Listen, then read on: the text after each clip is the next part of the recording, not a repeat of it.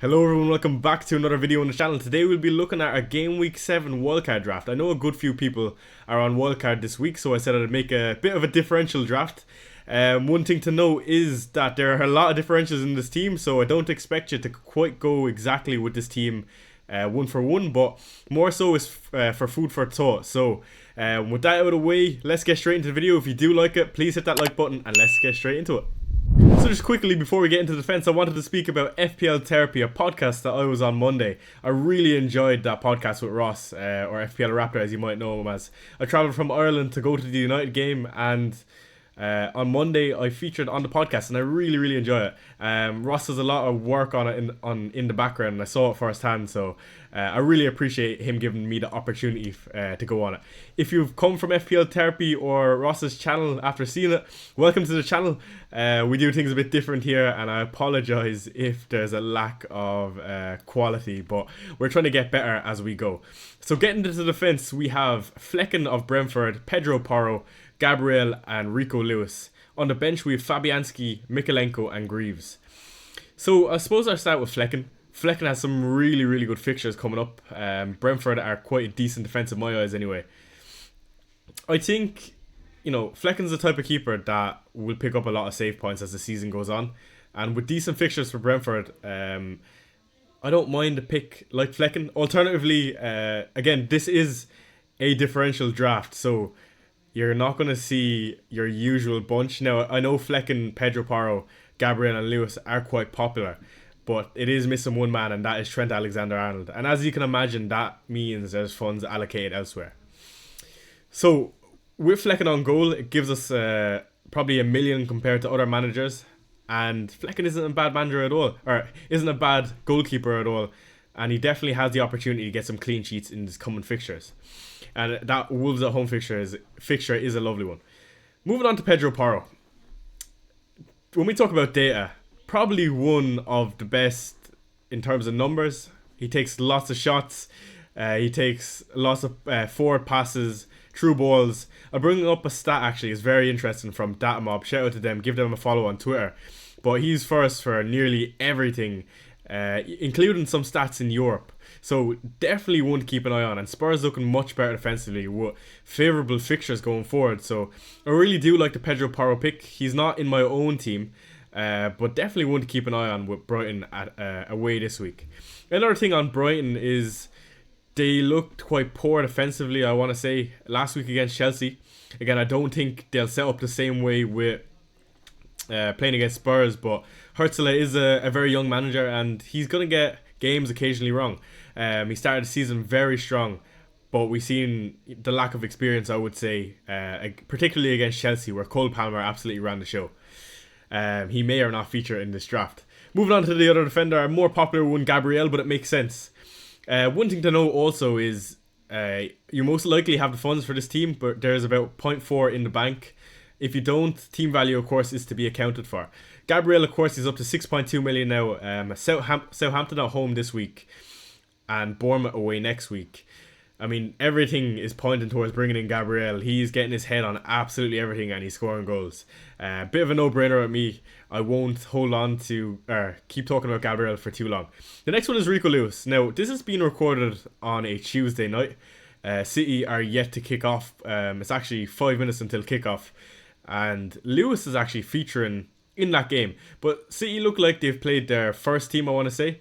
I can imagine Lewis gets subbed off early tonight. But come the end of tonight, you might want Lewis out of your team, which is fair enough. But they play Fulham 3 o'clock on Saturday. So we might actually get a team leak, which I would be hopeful for sure. I feel like Lewis for 4.7, I spoke about it quite a lot when I was doing my own wildcard.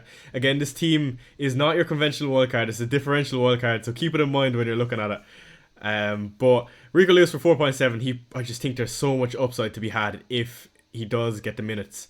And now when he's after playing CDM against Newcastle, there is the odd chance, of course, that Pep changes it after a poor result, 1-0. When you consider things for City, we could see John Stones fill in that CDM role, or even a Kanji, which is another one for 5.5. I think it could be a good option for sure.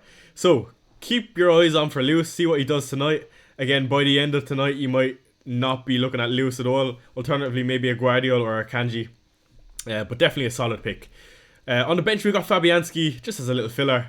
Mikalenko for 4.3, who I think is one of the best options in terms of below 4.5, I want to say. Coming in at 4.3 with some decent fixtures after this Newcastle at home fixture. So he frees up a good few funds for this team.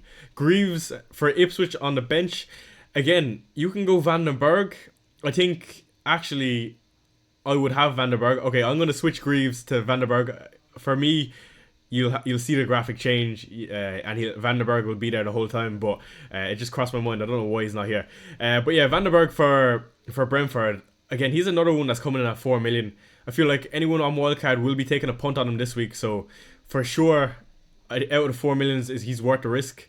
Again, I don't think you'll be calling upon these players too often, but if you start seeing a good run of fixture for Van den Berg, the odd good home fixture for Brentford, you mightn't have an issue starting him. So that is the defence. Let's get straight into the midfield where it gets a bit more spicy. So I think when we talk about spicy picks, this is exactly what we mean. Kulusevski, Trossard, Palmer, Gordon and Dibbling on the bench. So I suppose we'll start with Kulusevski. An amazing performance against United. 9 chances created, a goal, and he looked really, really sharp. He's got a tank like an absolute engine. Does that make sense? He has an engine like an absolute machine. What am I even trying to say? I'll leave that in. No, but Kulu, again, we played Brighton. I think it will be a very open game. Stylistically, it's going to be very interesting because Brighton are quite a fun team to watch, and so are Spurs. Brighton like to be on the ball a lot as well, and their 2 centre-halves also play quite risky in terms of progressive passes into the front line. Of course, we know Christian Romero also does the exact same thing for Spurs. He plays a lot of risky passes into the midfield.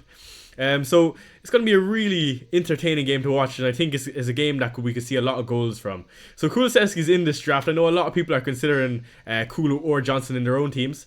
But maybe it's more so directed at people who are on Wildcard this week. So I do like Kulu for sure. If you want to go for Johnson, I mean, absolutely, why not? He's definitely on some flying form. 4 goals in the last 4 games, and I really, really do like him. Kulu comes in at a really nice price point though, at 6.2. So that's Kulu. Let's move on to Trossard against Southampton. So if you listened to the FPL Therapy podcast, you heard me speak about Trossard a bit. Hashtag blame Fran for why we don't have him in our own wildcard team. But when I made my first draft for Wildcard 6, he was one of the first names on the team sheet. Of course, we saw him pick up an absolute monster haul last week against Leicester in that 4-2 win. But again, I don't think it's too late with the likes of the Odegaard injury now, and Trossard has done well this season thus far. Even when he hasn't started games, he's come off the bench and scored. I think this Southampton fixture is a lovely fixture for Trossard, and going forward, you know, we're seeing lots of chances for the likes of a Kai Havertz and Trossard. Martinelli is picking up some good form as well. So I think he comes in at a really nice price. Served as suspension, of course, last week with the red card. And Southampton versus Arsenal, this score could be anything. So I'd rather be with an Arsenal asset rather than without. Now, of course, there's no Saka here. Again, this is a differential draft. It's not for any reason I think Saka is bad. I actually think Saka is unbelievable. And he is a bonus monster. But again, Arsenal play midweek, so let's see what team they come out with. And it might be an opportunity to create some variance again. Not something we speak about often. By no means is this team optimal. It's just a lot of good picks and a nice discussion to be had and an interesting team. Next, moving on to Cole Palmer. So maybe one that is becoming a bit more of the template. What a player. 4 goals in one half. Arguably one of the best players in the league, if not the best. Forest at home in this next fixture for Chelsea. And you just feel like if Chelsea are going to score a goal, there's only one man that's going to be involved. I feel like watching that last game against Brighton, Palmer could have almost had about 7 goal contributions and breaking the record for the most points in a singular game. I know a lot of people had him last week, so they got a nice 25-pointer. And I seen an odd few captaincies as well, which was a 50-pointer, which is absolutely ridiculous. Let us know in the comment section if you own Palmer, and even better if you captain him. But I don't need to say too much on Palmer other than, I mean, I think Palmer in particular might be fixture proof in the sense where he can come up with a goal or anything when he's on free kicks and penalties against anyone. I wouldn't be surprised at all. So really like Palmer. He's in the team for 10.7. The next midfielder, not one that I'm seeing quite a lot of, but it's more of a punt for the next few games, is Gordon. So Gordon coming in at around that 7.3 million, just below that 7.5 bracket of midfielders. And now with Isaac out, it looks like he's on penalties for the time being. I don't know how long we are to expect Isaac to be out of that team. But for now, Gordon, Everton away, it looks like a good fixture. And I think against City last week, Newcastle were much better. Gordon kind of ran the show. He was taking on a lot of the City guys and scored a goal with that penalty he won. So I think Gordon could be a nice little differential. I wouldn't be surprised to see him return in this Everton fixture. And again, Brighton the next week, and Brighton look like they're a fixture or game that will be quite open, and Newcastle are a counter-attacking team. So I think there might be an opportunity to go with the likes of Gordon. Who would you go for if you didn't go for Gordon? Well, the obvious option is Mbeumo, who is missing out of this team. But again, I look at those two fixtures for Mbeumo. You can easily move Gordon onto Mbeumo in 2 or 3 game weeks time where he plays Ipswich at home.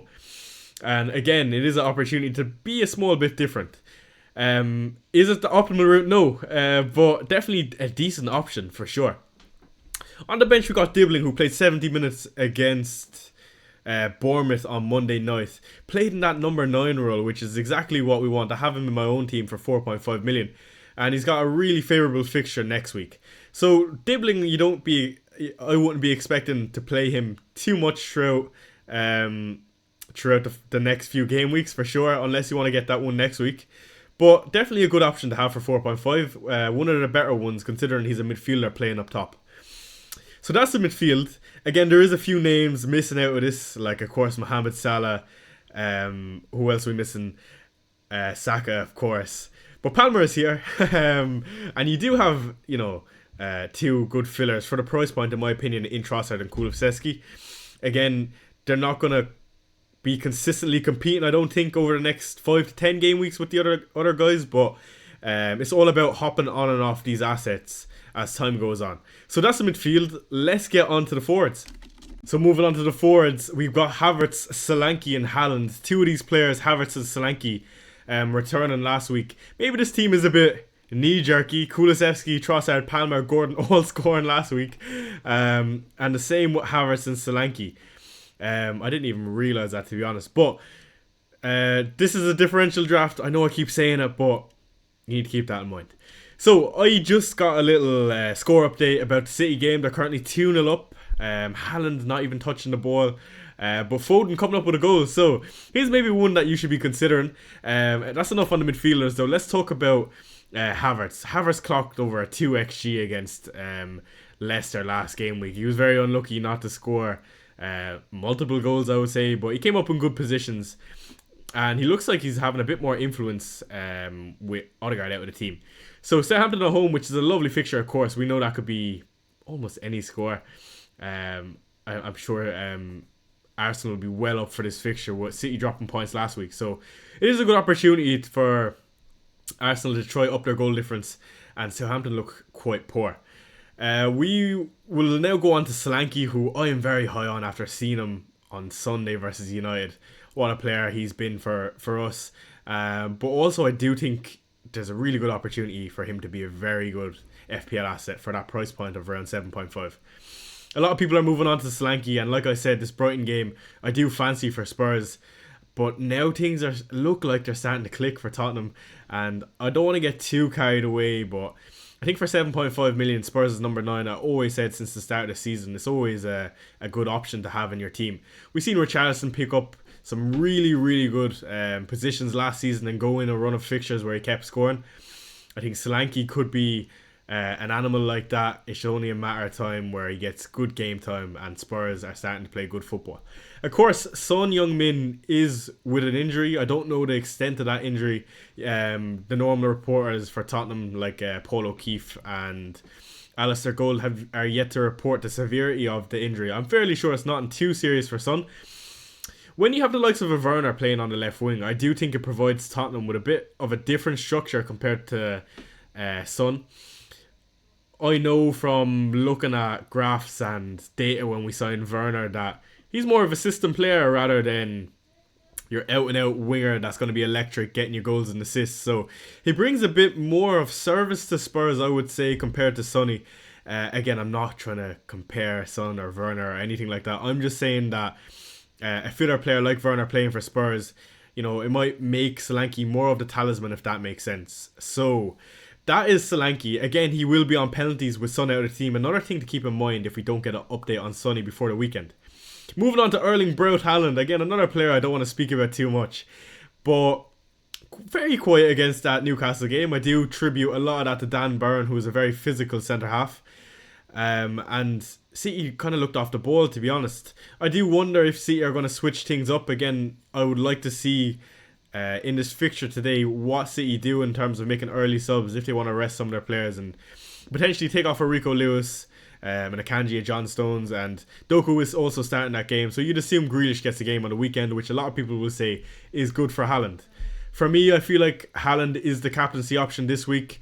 It is a bit of an obvious one. If you got Saka, maybe you're a bit tempted to go there. But I do like the boring answer of Erling Haaland this week. Again, I really like this team. It's a lot different compared to the template. Maybe you might nitpick a few of these on the back of what I've said. Again, you mightn't like it at all, and you might follow the traditional template which is forming now of your Saka, Palmer, Haaland draft. But there's no issue with that. This is just something I said I'd do. It'd be a bit of fun looking at all these differentials and sticking them all in one team. So there's the team. I actually quite like it. I'm curious. Let me know in the comments if you are on Wildcard this week and if you're considering any of the players in this team. Of course, be sure to hit that like button if you did enjoy that video, and I will see you in the next.